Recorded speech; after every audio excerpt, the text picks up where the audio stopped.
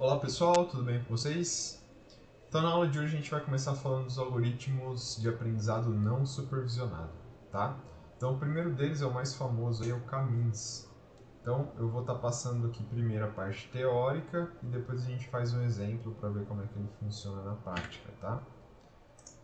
Então vamos lá. Só para repassar aqui, né? Já falamos sobre classificação, falamos sobre regressão e agora a gente começa com clusterização, né? Que seria utilizando os algoritmos de aprendizado não supervisionado. Então eu não tenho as informações de saída para casar com as informações, né? Não tenho entrada e saída para ensinar o meu algoritmo. Agora simplesmente eu vou enviar os dados para ele e o algoritmo vai ter que encontrar padrões ali para estar segmentando esses dados. Então olha só, o caminhos, né? Algumas características aqui desse algoritmo, que seria aprendizado não supervisionado. A função dele vai ser então identificar similaridade entre os dados que eu estou repassando para ele, e ele vai definir grupos através dessas similaridades, né? E quantos grupos ele vai criar? Vai depender de um parâmetro que eu vou passar para ele, que é o parâmetro K, tá? Depois a gente vai ver uma técnica também para tentar achar qual é o melhor K, qual é o melhor valor de K para estar passando para o caminhos, tá? Então, a similaridade entre os pontos é dada pela distância. No caso aqui, a distância euclidiana entre eles. Distância euclidiana é simplesmente eu conseguir uma distância aqui entre dois pontos, tá? Então, baseado na distância entre os pontos e o número de K que eu escolher, ou seja, o número de clusters que eu escolher para o K-means trabalhar, né, no treinamento, ele vai estar separando, vai estar clusterizando esses dados, tá? Ele trabalha então basicamente com 4 fases aí, tá? Eu vou ter a fase de inicialização, depois eu tenho a fase de atribuição aos clusters, movimentação de centroides e otimização do K-médias. Olha só, o que seria inicialização? Inicialização é eu definir o número de K, quantos clusters eu vou querer que o K-means trabalhe, e de maneira, por default, aleatoriamente, ele vai definir no gráfico desses pontos, que a gente chama de centroide, tá? Então essa é a inicialização. A gente pode ver no primeiro gráfico aqui, ó, que ele vai definir então 2 pontos no gráfico, ok? Então tá aqui de forma aleatória, ele definiu e colocou esses 2 pontos no gráfico, tá? Depois disso eu vou ter atribuição aos clusters. De todos os pontos que eu tenho nesse gráfico, para cada ponto vai ser calculada a distância euclidiana até a centroide, ou até esses pontos que foram definidos de forma aleatória. Tá? Então a gente vai chamar de centroide aqui.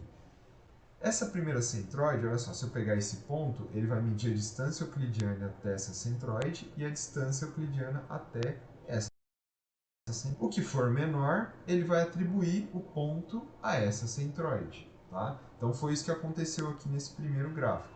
Todos esses pontos aqui laranjas, eles foram atribuídos a essa centroide. Por quê? Porque a distância euclidiana está menor se eu atribuir a esse cluster ou a essa centroide.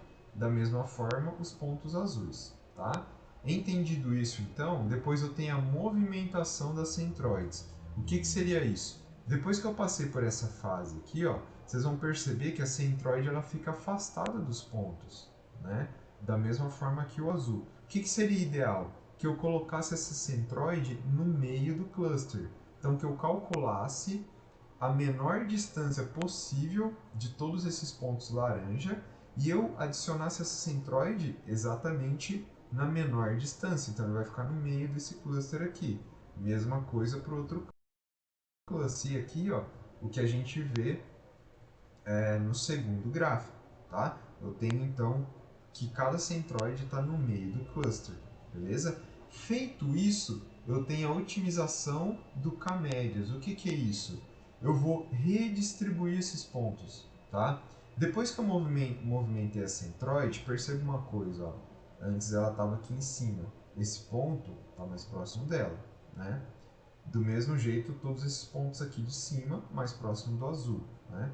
Quando eu movimento, vocês vão perceber que agora a distância vai mudar do azul para o laranja. Esse ponto aqui, que antes estava mais próximo do azul, agora ele está mais próximo do laranja. Não é? Então eu tenho que fazer uma redistribuição desses pontos. De novo, vou calcular as distâncias de cada ponto para a centroide e vou redistribuir. Tá? Então esse por laranja, esse vai passar a ser laranja e assim por diante. Pessoal, esse processo de movimentação das centroides e otimização do K-médias vai ser feito por várias e várias vezes de maneira iterativa. O que vai acontecer? Vai chegar um momento que esses pontos vão se estabilizar, né? A centroide aqui vai atingir o ponto, esses pontos vão ser distribuídos por algumas vezes que todo esse processo ocorrer e os meus clusters vão se estabilizar, que é aqui o terceiro gráfico. Feito isso, o meu algoritmo encerra e eu encontrei então os meus dois clusters que eu defini lá no início, que eu queria dois clusters definindo o parâmetro K, correto? Aqui um resumo então de tudo que eu falei agora, né? Na inicialização, ó, eu vou definir o parâmetro K, né? Então, as minhas centroides aqui vai ser escolhido de forma aleatória. Centroides são os pontos centrais dos clusters, podem ser definidos aleatoriamente, pode, tá? Eu tenho um parâmetro que eu posso escolher outras alternativas, tá? As centroides são as referências utilizadas para calcular a distância entre os dados e os clusters. Entre os dados e os clusters, beleza? Depois, atribuição ao cluster.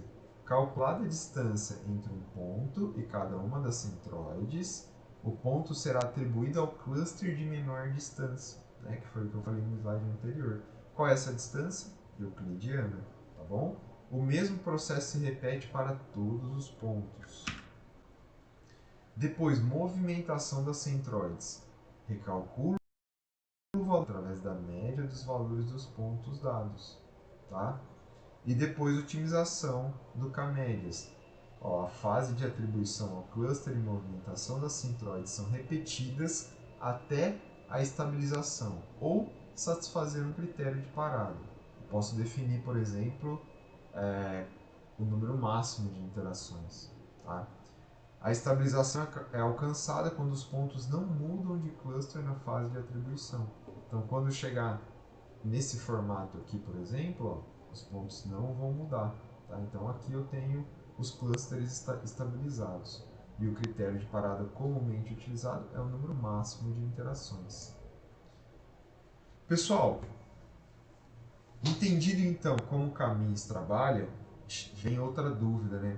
Como definir o número de K? Quantos clusters eu vou precisar para otimizar de forma para alcançar o número ideal de clusters para um dado conjunto de dados, tá? A gente utiliza então o método de Elbow, cotovelo, né, traduzindo. Por quê?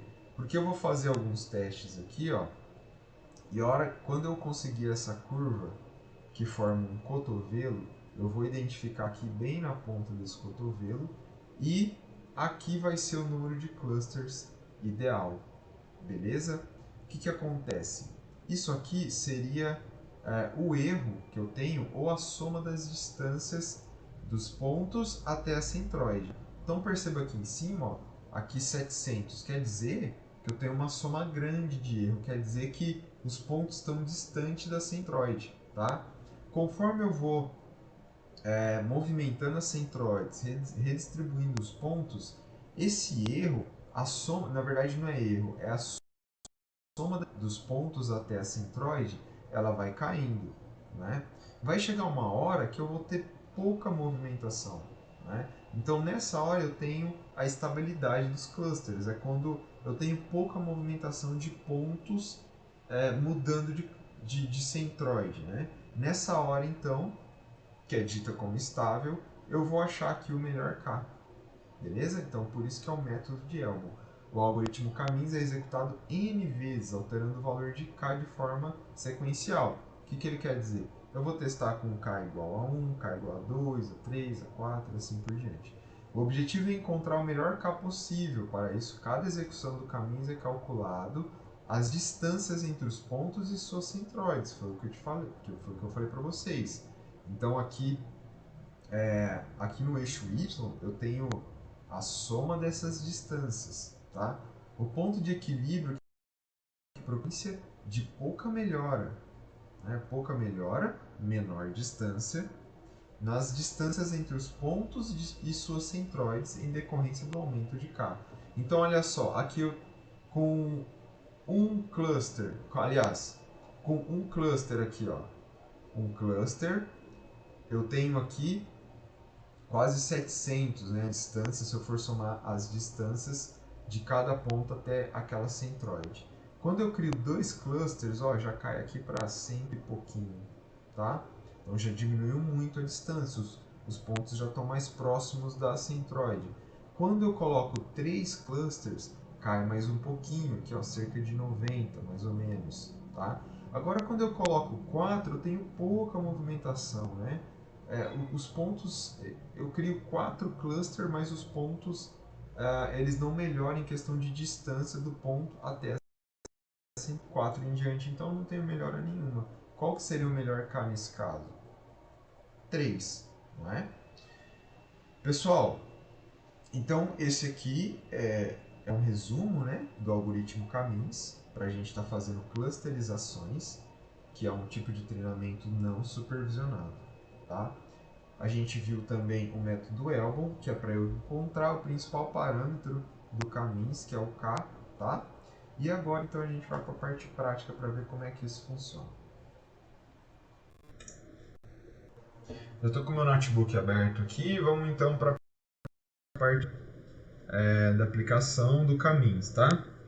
Então olha só, eu escolhi uma base de dados aqui que são dados sobre consumidores de um shopping, tá? Então essa base está disponível lá no Kaggle, eu deixei no meu GitHub para vocês fazerem a importação aqui, tá? Então o que tem nessa base de dados? Eu tenho aqui o ID do cliente, eu tenho a idade, o sexo, a renda anual e a pontuação de gastos, né? Essa pontuação está relacionada ali a quanto esse cliente gasta em um período de tempo, tá? Então ele pode ter uma pontuação maior se dentro de um período ele tem um gasto maior, ou uma pontuação menor se ele não gasta tanto assim dentro desse mesmo período, tá? Então a gente vai fazer aqui então a segmentação desses clientes para a gente entender quais grupos de clientes existem analisando estas variáveis aqui, tá? Ou estes atributos aqui, beleza? Então a gente vai fazer seguindo o que a gente já vem fazendo nos demais notebooks, tá?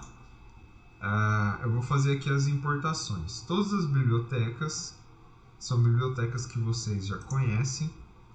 Então vamos lá. Primeiro eu vou fazer aqui a biblioteca do NumPy.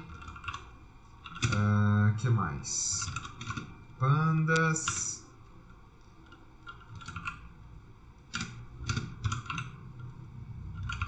Matplotlib.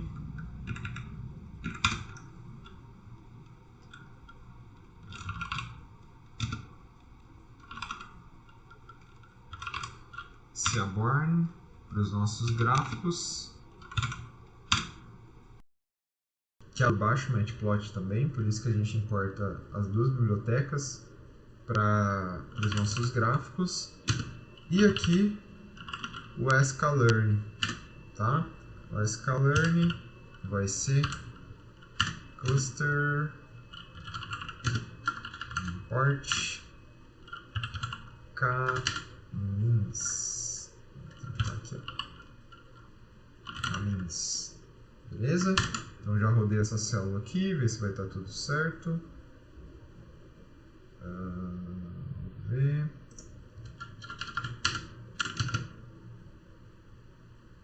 Tá.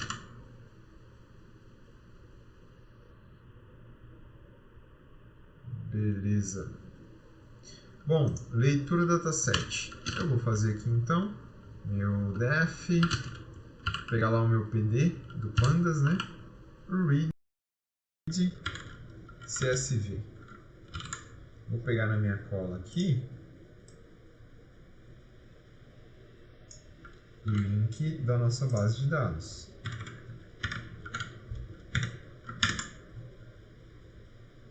Ok. Dá um def read para a gente dar uma olhada nessa base.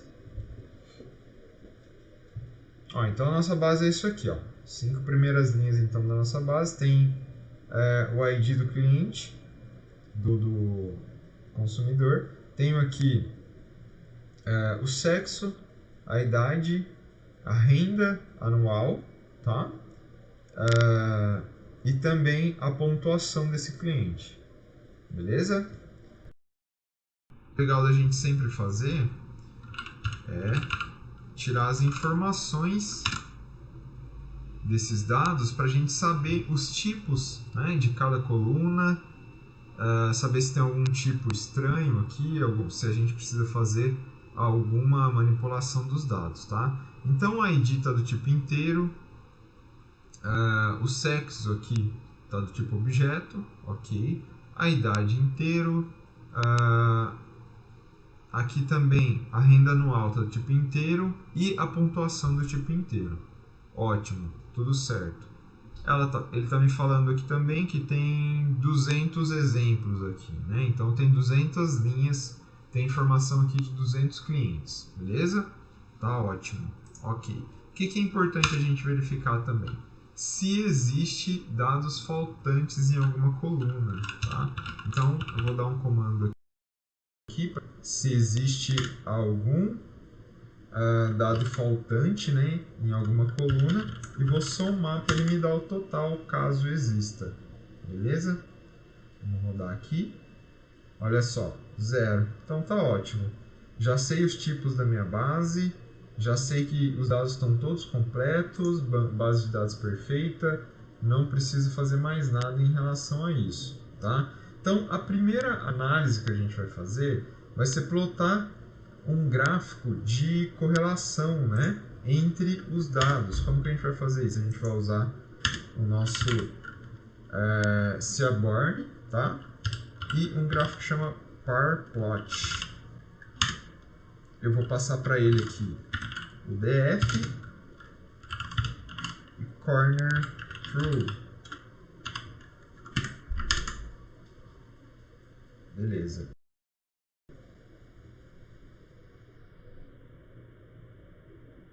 Olha só, legal, plotou aqui para mim, tá? Então eu tenho aqui nas minhas linhas os 3 atributos, tá? Então aqui a renda anual, a pontuação de cada cliente e a idade, tá? Mesma coisa aqui nas colunas. Aqui eu tenho o ID do cliente, que no caso não faz muito sentido para a gente, né? Tenho a idade, tenho a renda anual e tenho a pontuação do cliente, tá? Então, como que a gente vai ver essa correlação? A gente vai cruzar aqui, né? Primeiro, o Customer ID não tem muita relevância para a gente. Então, vamos ver aqui, por exemplo, ó, idade e a pontuação. Idade e pontuação. A gente tem essa distribuição aqui. Visualmente, tem um cluster aqui, né? Mas pode ser que exista, só o algoritmo vai dizer para a gente, tá? E se eu pegar idade e a renda anual, olha só, também visualmente não consigo ver muita coisa, né? Quando eu pego idade e idade, essa aqui é a distribuição, tá? Então se eu pegar aqui embaixo, ó, na escala, eu tenho aqui 20, 40, 60. Se eu olhar nesse gráfico aqui, ó, 20, eu tenho boa parte das pessoas aqui 20 anos, né? Aqui, ó, 35 até 40 anos. Aqui na faixa de 35 anos tem a maior concentração de pessoas, né? E daí, daqui para frente, 40 e poucos anos tem poucas pessoas. E daí eu tenho uma tendência de baixando, tá? Mas então isso aqui é um gráfico de distribuição. aqui, eu vou ver onde tem a maior frequência de pessoas. Onde está o maior conjunto de pessoas? Está entre 20 e 40 anos aqui, tá? Então isso vai fazer diferença lá na nossa análise, beleza? Para a gente saber, já que a gente está fazendo de consumidor, a gente quer saber onde está a maior concentração dos nossos consumidores, quais são as idades mais frequentes, né? Até porque se eu estou fazendo essa segmentação, esses clusters que eu vou criar pode servir para algum insight, por exemplo, para ações de marketing, qualquer ação que vise lucro, né? Já que eu estou falando de cliente, estou falando de shopping, que vise lucro, eu posso conseguir algum insight aqui que possa estar ajudando nas vendas, tá? Então, onde eu entender onde está a maior concentração das pessoas, pode fazer diferença no final. Tá bom? Vou pegar aqui agora, ó, a renda anual, né? Então tá aqui de 10 aqui, né? 50, 100. A partir de 90 para frente, ó, a gente vê que tem pouca concentração, né? De 90, aqui de 50 até 90 mais ou menos, tá maior número de pessoas, né? E aqui até 50 tem um bom número de pessoas também, beleza? E aqui na pontuação, a maioria das pessoas está aqui no meio, né? 50 pontos aqui. Daí tá dividido aqui de 50 para frente e 50 para trás, beleza? Esse é o nosso gráfico, então, de correlação entre as variáveis. Voltando aqui em falar dos atributos, o que visualmente me parece ter maior correlação, que eu consigo visualizar clusters, é quando eu vejo aqui, ó, a renda anual do cliente e eu vejo também a cliente. Olha só, visualmente eu já vejo aqui 5 grupos, né? Então talvez isso aqui vai dizer alguma coisa pra gente. No nosso primeiro teste, então, eu vou tomar como primeiro teste, vou utilizar esses dois atributos aqui, a renda anual e a pontuação, beleza? Isso aí que a gente vai usar no nosso exemplo. Depois vocês vão fazer uma atividade, que daí vocês ficam livres para estar utilizando outras variáveis aqui para estar fazendo a segmentação de vocês, beleza? Então, escolhidos os meus atributos, vou então fazer a minha seleção, tá? Olha só, quem vai ser meu X então, né? Lembrando que agora, pessoal, eu não tenho mais aliás, eu não tenho necessidade, né, de utilizar o split. Aqui eu estou utilizando a base toda para segmentar, né? Aqui eu não vou fazer testes de classificação, fazer acurácia, nada disso, tá? Eu vou fazer análises a partir dos segmentos que eu criar. Então eu só vou ter o X, não vou ter o Y nesse caso, tá? Pode ser que em alguns casos seja interessante fazer testes, né? Mas não vai ser o nosso caso aqui. Então eu vou selecionar aqui para o X essas duas variáveis. Então vai ser anual, eu tenho aqui e o cifrão, certo? Vírgula, qual que vai ser a nossa outra variável? Spending, aqui está maiúsculo, score de 1, assim.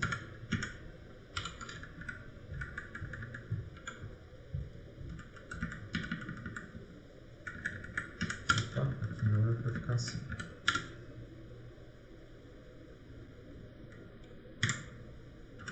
Pronto.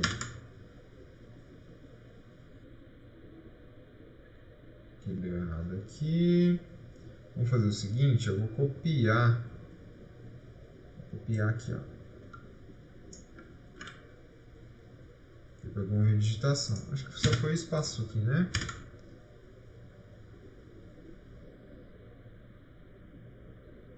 Pronto, agora foi.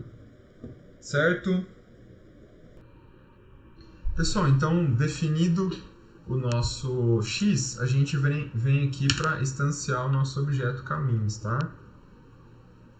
Então eu tenho aqui, vou colocar aqui caminhos, recebe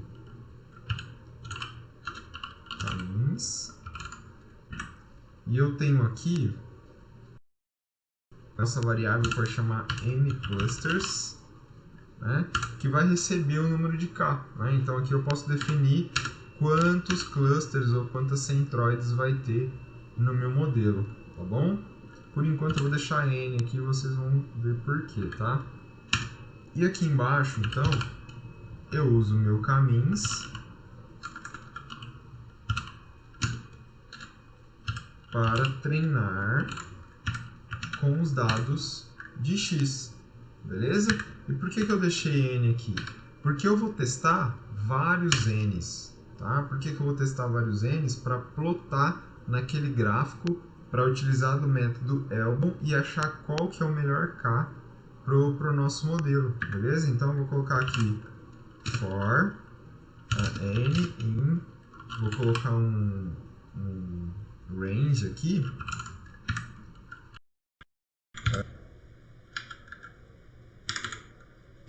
para eu ter de 1 a 10, tá bom? Então vou testar de 1 a 10, beleza? Eu vou guardar essas informações em uma lista, né?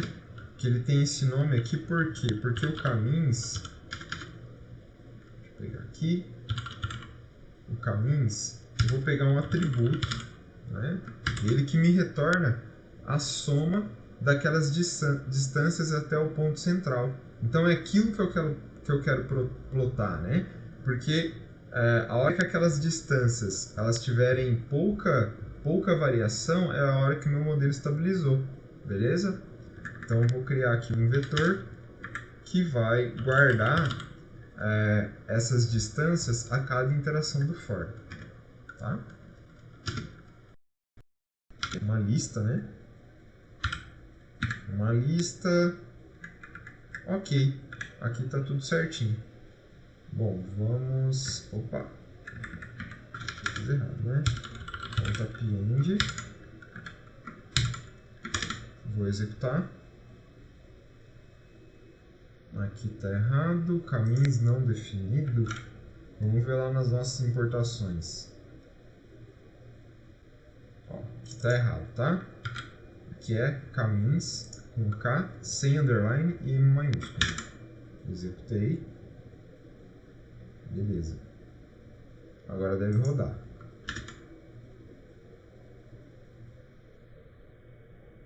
Argumento nCluster, nClusters. Com S aqui no final.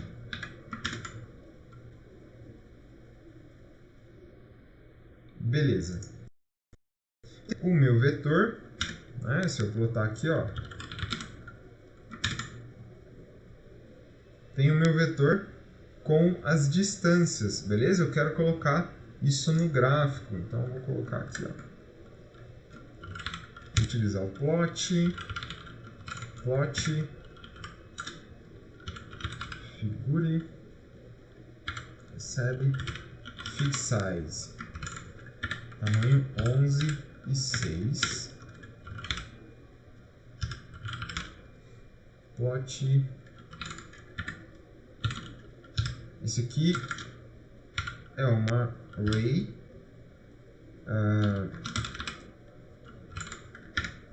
que vai de 1 a 11, que vai ter o valor da minha lista, e os pontos vão ser marcados por esse U, tá? Vou copiar aqui.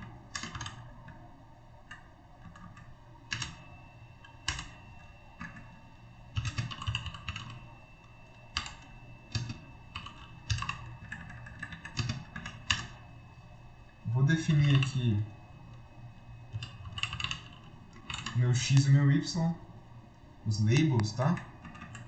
Aqui é plot, xLabel, vai chamar número de clusters, E o meu y vai ter y label, que vai chamar inert. Versão PLT show.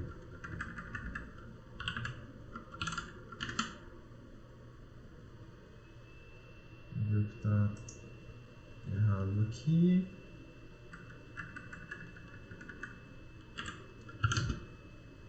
Fill size.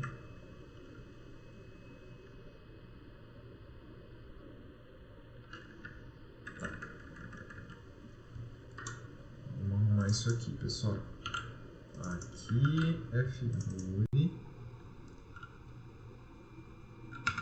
o feed size recebe essa tupla.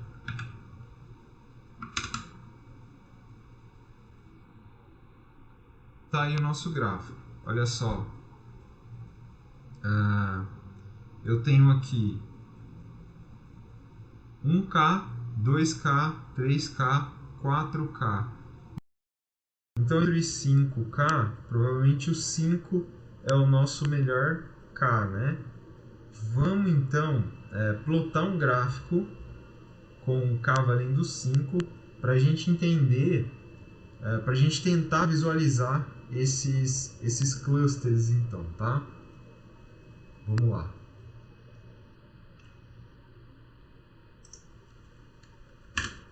Ó, antes disso, a gente vai fazer o seguinte, a gente achou o caminhos valendo 5, né? Então a gente precisa fazer esse processo de novo para a gente armazenar esse valor, não é mesmo? Agora aqui, ó, ele vai valer 5. E eu vou fazer um fit com ele dessa forma.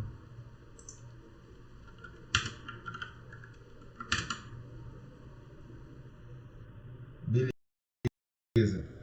Tá treinado e agora a gente vai de novo. Plot, figure, fig size, colocar tudo aqui, 16, um gráfico um pouquinho maior.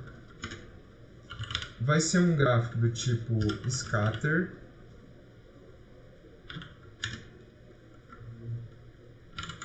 E nesse gráfico, eu vou ter aqui, eu vou passar para ele, eu vou copiar o nome do atributo aqui.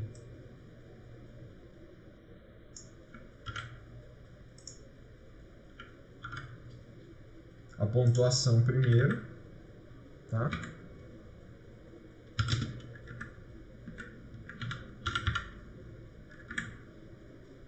E depois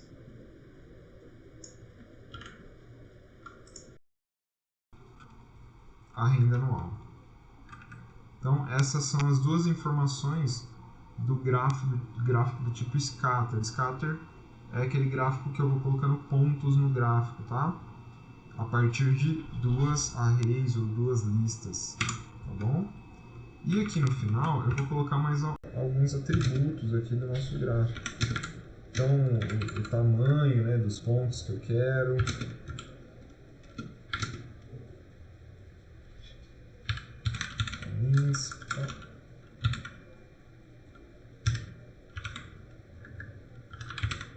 Aqui os labels. 0.7. Beleza. Esse aqui vai ser então os pontos que eu vou plotar no gráfico, tá bom? Já vou colocar aqui, ó, para vocês visualizarem.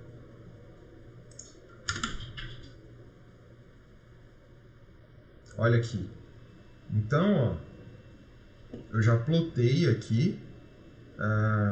Como eu coloquei os labels, ó, os caminhos labels, ele já separou em cores diferentes aqui, tá? Agora, pessoal, eu quero plotar as centroides, né? Onde ficou a centroide de cada cluster. Então, vamos lá. Scatter. Camins Cluster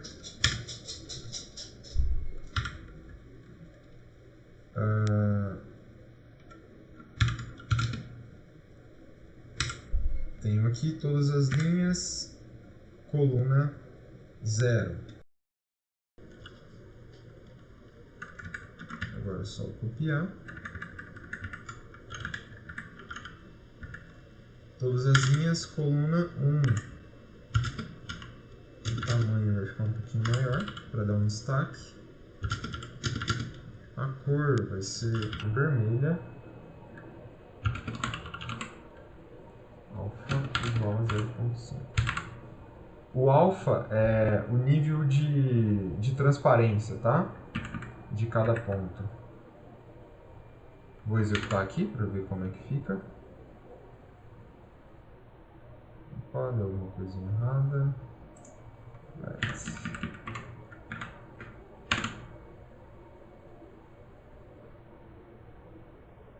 Beleza, ó. Tá aqui. No ponto vermelho aqui, tá? Então, se, por exemplo, se eu colocasse o alfa igual a 1 aqui,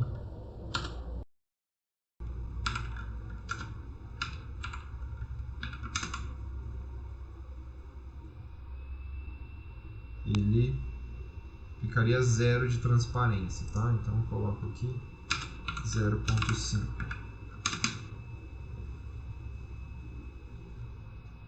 Ok, pessoal? Beleza, ó. Então agora eu consigo visualizar meus 5 clusters, né? E as centroides desses 5 clusters, ok? E por que eu defini 5 clusters? Porque eu utilizei o método Elbon aqui e visualizei que a partir de 5 ele começa a criar mais clusters, só que ele tem pouca melhora, tá? Então só para a gente visualizar aqui como que ficaria, ó.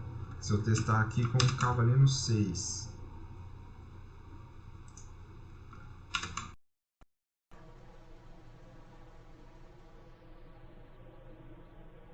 Olha só. Ele cria outro cluster aqui, mas a gente já vê que não funciona muito bem, não é? Então o melhor é com 5 clusters.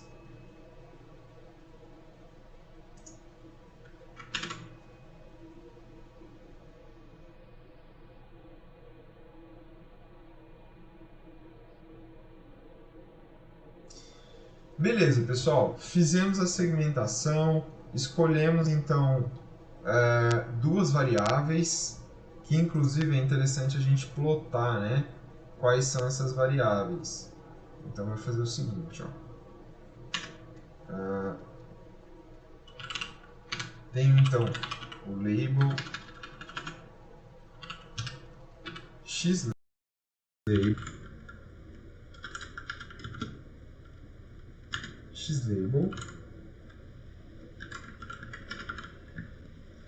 e o ylabel.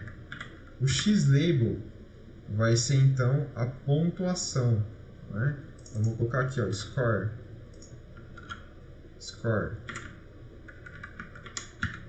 E o ylabel é a renda anual.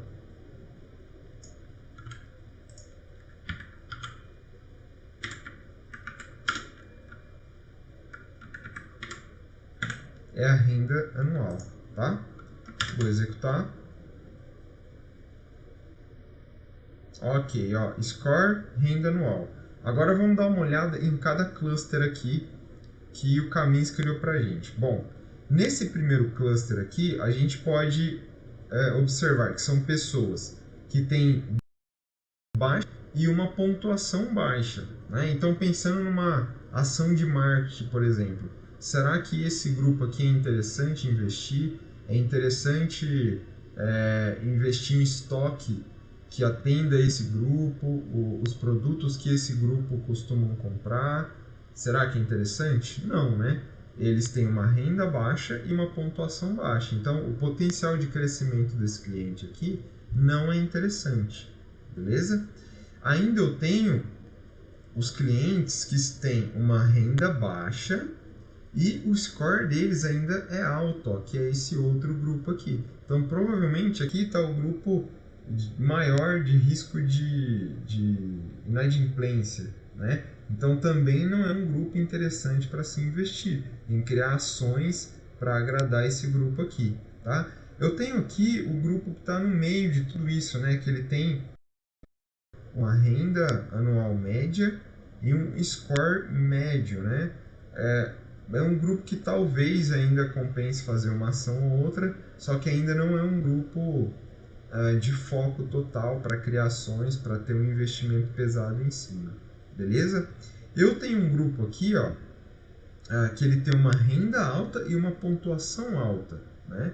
Então é um grupo que são os maiores consumidores do shopping, possui uma renda alta, então é um grupo que tem que criar ações para que se mantenha esses consumidores ativos, né? De forma que a gente trabalha para que seja atrativo para manter esses consumidores ainda com uma pontuação alta, né?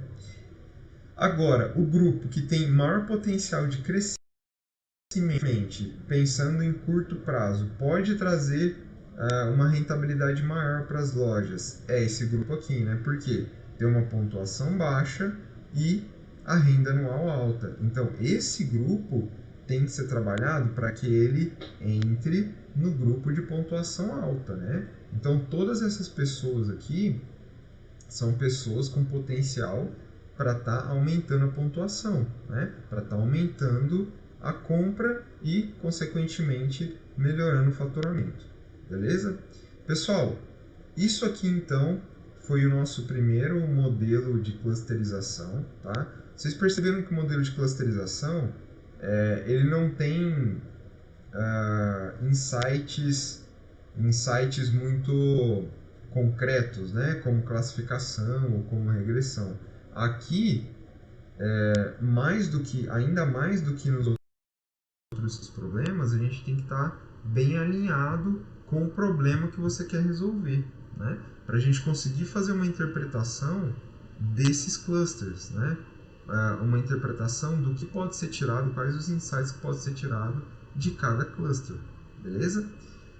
Então, fica a atividade para vocês refazerem todo esse notebook, mas utilizando outros atributos, tá? Então vocês escolham aí os atributos que vocês querem utilizar e refaçam a clusterização utilizando caminhos. Ok, pessoal? Bom trabalho, bons estudos, até a próxima.